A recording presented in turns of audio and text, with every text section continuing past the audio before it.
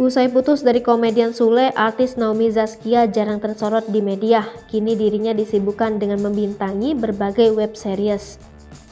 Sebagaimana diketahui, nama Naomi Zaskia ramai menjadi perbincangan saat menjalin hubungan spesial dengan komedian Sule.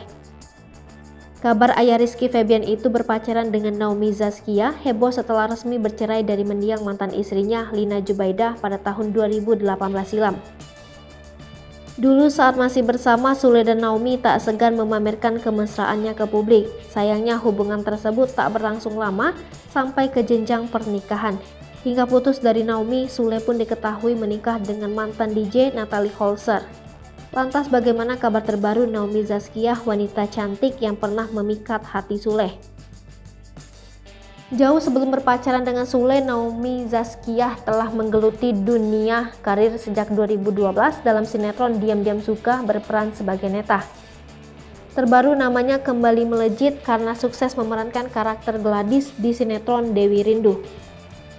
Naomi Zaskia yang berperan sebagai Gladys kerap kali membuat penonton emosi atas tingkah liciknya karena mencoba untuk merebut Rangga dari Dewi yang dibintangi oleh Angela Gilsa sebagai Dewi dan Ahmad Megantara.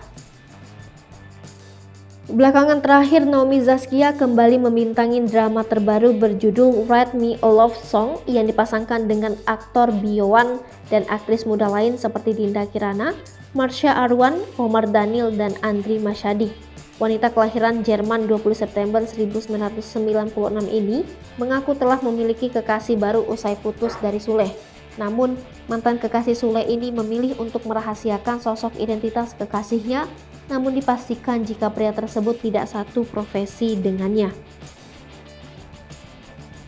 Baru menjalin hubungan beberapa bulan, Naomi Zaskia menegaskan dirinya belum memikirkan untuk melepas masa lajangnya dan menikah dengan sang kekasih.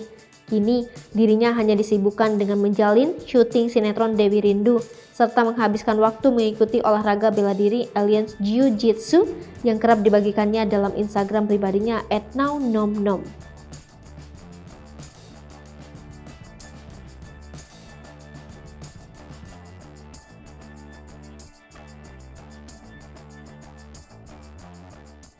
Hai pemirsa Sri Popo TV, jangan lupa komen, like, dan subscribe, serta tonton terus berita-berita terupdate lainnya